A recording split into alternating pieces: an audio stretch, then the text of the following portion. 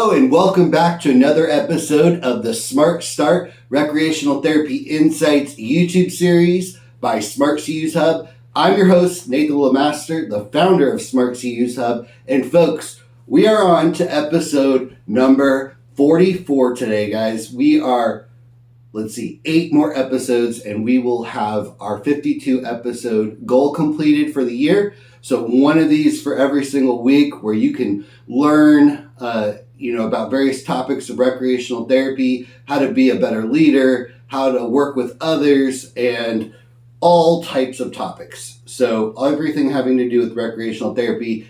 Guys, if this is your first time coming and viewing this channel, what you can do today to help spread the word is you can hit that like button on the video if you like the topic. We're talking about documentation, do's and don'ts today.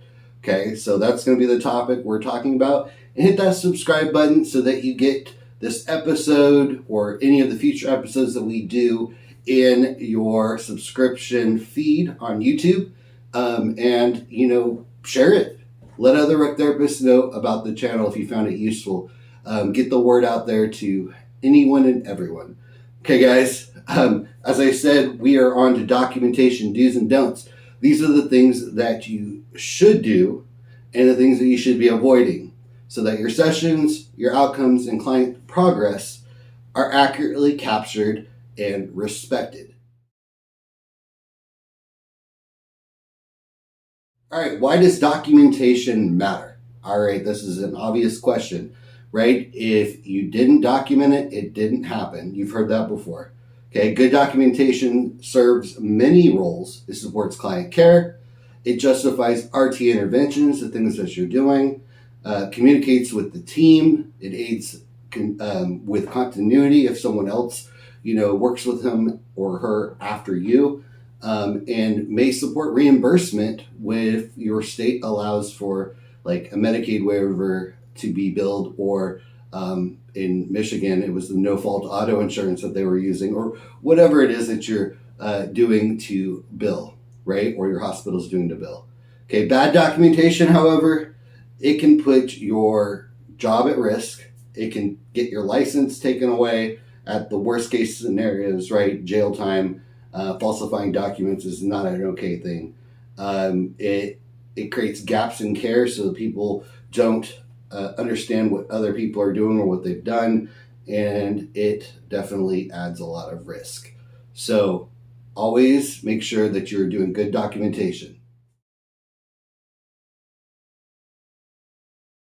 All right, some core do's of documentation. So these are the things that you should be doing. Okay, do use clear, professional, measurable language. Okay, for instance, client demonstrated 85% accuracy on sequencing task rather than client did well. So you're not just giving a qualifier, which well could mean a lot of different things. You're being very specific. You're showing that, like, let's say you wrote another note down in the future and client demonstrated 80 or 90% accuracy, okay, on sequencing task. Okay, and then you can even go further by showing that they were able to do X, Y, Z. Okay, and that will actually show that this is what you were measuring and this is what you did. Okay, next, do link each intervention to a client goal, okay, and functional outcomes. Don't do an intervention just for the sake of an intervention unless you're working on that goal. Easy to say, right? Because if you are billing, or if it goes to the billing office and then they bill for you doing RT services and you're not working on the goals, right? That is a type of fraud, believe it or not. Okay. Do record the date, the time, duration of the group, and your credentials so that they know this is the CTRS that did this, right? This happened on X day at X time, and this is how long I was with the client. Very important. Okay, all right. Do correct errors properly. That is a single line through it so that people can see what you originally wrote. Yes, if it's a spelling error, they'll have to see that you didn't spell something correctly. Okay, but it allows the person to know that you weren't hiding anything if you scribble all over it. Okay, and you initial it and you put the date next to it. That is what you should be doing anytime that there's an error in the charts or online, okay?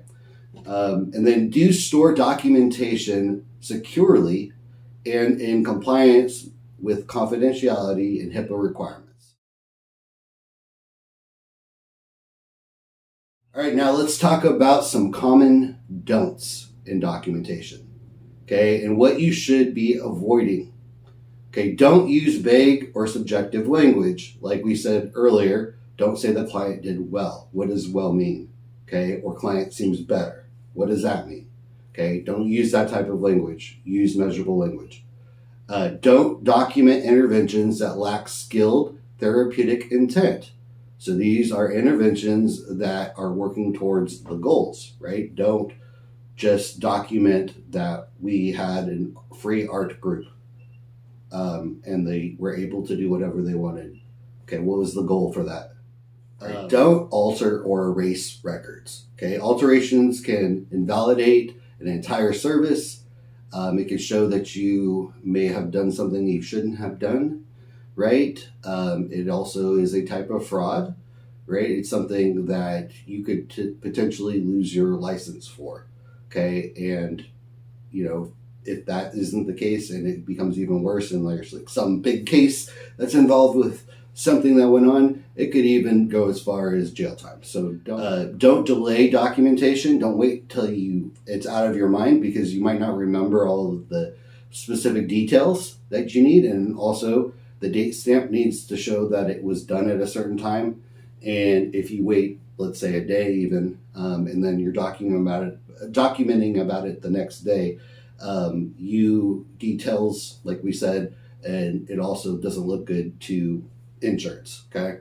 All right. And don't use any unapproved abbreviations or jargon that another person on your team or somebody reading these records won't be able to understand. Okay. So sometimes at your hospital, they'll give you a list of jargon that they use that are acceptable, and that might be done during training. But if not, look at what other people have written and how they've written it, and kind of build your language and how you document based off of that. All right, some practical examples now of do's and don'ts when it comes to documentation. All right, let's compare. A don't: client enjoyed board game with peers. Okay, don't write something like that ever. Okay.